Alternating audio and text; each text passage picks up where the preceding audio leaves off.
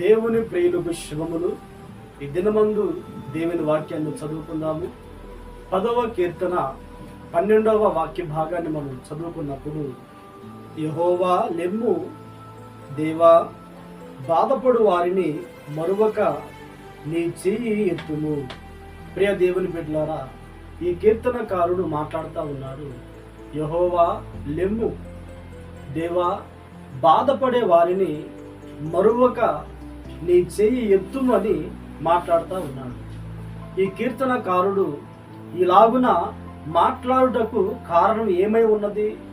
జీవం కలిగిన దేవునిని లెమ్ము అని మాట్లాడుతూ ఉన్నాడు. బాధపడు వారిని మరువక నీ చెయ్యి ఎత్తుము అని మాట్లాడుతూ ఉన్నాడు. అంటే దేవుడు ఏమైనా విశ్రాంతి తీసుకుంటూ ఉన్నాడా? దేవుడు ఏమైనా బాధపడే వారిని మర్చిపోయి ఉన్నాడా?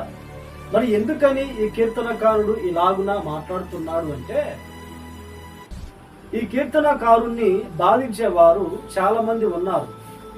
బాధిస్తున్న వారు ఏమని మాట్లాడుతున్నారంటే, దేవుడు ఈ వ్యక్తిని మర్చిపోయి ఉన్నాడు, దేవుని జ్ఞాపకాలలో ఈ వ్యక్తి లేడు, ఈ వ్యక్తిని దేవుడు చూడడు, మనం ఏమైనా చేయొచ్చు, ఏమైనా మాట్లాడవచ్చు అని బాధించే వ్యక్తులు మాట్లాడుతూ ఉన్నారు. అందుకని కీర్తనకారుడు, అయ్యా బాధించేవారు ఇలా మాట్లాడుతూ ఉన్నారు, దేవుడు ఏమి చేయలేడు, దేవుడు చూడడు, జ్ఞాపకము చేసుకోడు అన్నట్లుగా మాట్లాడుతున్నారు. అందుకని నువ్వు లెమ్ము, బాధపడే వారిని నువ్వు మరువక నీ చెయ్యి ఎత్తుము అని మాట్లాడుతూ ఉన్నాడు.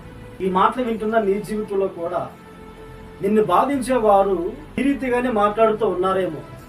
దేవుడు ఈ వ్యక్తికి తోడుగా లేడు, దేవుడు ఈ వ్యక్తికి దూరమైపోయాడు, ఈ వ్యక్తిని దేవుడు చూడటం లేదు, దేవుని జ్ఞాపకాలలో ఈ వ్యక్తి లేడు అని నువ్వు గురించి మాట్లాడుతూ ఉన్నారేమో. ప్రియ దేవుని బిడ్డలారా, మనము ఆరాధించే దేవుడు కొనకడు నిద్రపోయే దేవుడు కాదు. ఆయన దీవరాత్రులు ఆయన యొక్క నేత్రాలు మన మీద ఉన్నాయి. ఆయన నిన్ను చూస్తూ ఉన్నాడు. నిన్ను ఎవరు బాధిస్తున్నారో, ఎవరు ఏ రీతిగా మాట్లాడుతున్నారో, నిన్ను ఏ రీతిగా ఇబ్బంది పెడుతూ ఉన్నారో సమస్తము ఆయన చూస్తూ ఉన్నాడు. ఒక దినము ఉన్నది, ఆయన నిన్ను మరిచిపోలేదు. తల్లి తన బిడ్డలను మరుచునా వారైనా మరుచుదురేమో గాని ఆయన నిన్ను మరువలేదు. నీ చెయ్యి విడిచే దేవుడు కాదాయన, నీకు దూరమయ్యే దేవుడు కాదాయన. ఒక దినం ఉంది, ఆ దినమందు దేవుడు నీ పక్షాన నిలబడతాడు. నీ తల ఎత్తునట్లుగా దేవుడు చేస్తాడు. అవమానించబడ్డ మనుషుల దగ్గరే వారి చేతనే ఘనత నొందే వ్యక్తిగా దేవుడు నిన్ను చేయబోతూ ఉన్నాడు. ఎవరి చేత బాధ నొంది ఉన్నావో వారి చేతనే దేవుడు నీకు ఘనతను కలిగిస్తాడు. ఎక్కడైతే అవమానించబడ్డావో వారి మధ్యలోనే దేవుడు నీ తల ఎత్తబోతూ ఉన్నాడు.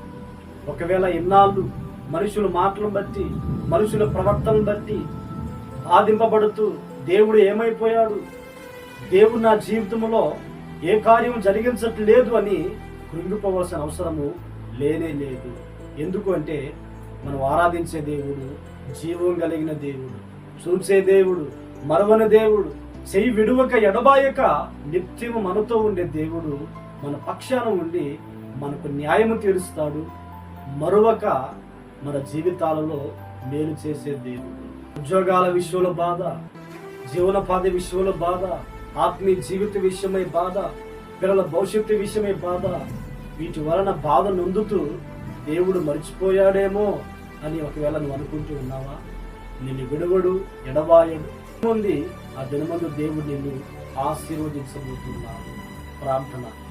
ఆకాశమందు నా ఆశీనుడా, బాధపడే వారిని మరువక విడువక ఎడబాయక వారి పక్షాన మీరు ఉండి బాధల నుండి విడిపించి గొప్ప చేసే దేవుడునైనా ఈ మాటలు విని ప్రార్థనలోకి భవించిన వారును ఒకవేళ మనుషుల చేత బాధింపబడుతూ, సమస్యల చేత బాధింపబడుతూ ఉన్నారేమో వారిని జ్ఞాపకం చేసుకుని విడిపించండి, గొప్ప చేయండి, ఘనతను కలిగించండి.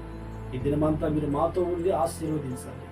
యేసు నామములో ప్రార్థించి అడిగి పొంది ఉన్నాము తండ్రి. ఆమేన్, ఆమేన్. దేవుడు మిమ్మును ఆశీర్వదించునుగాక.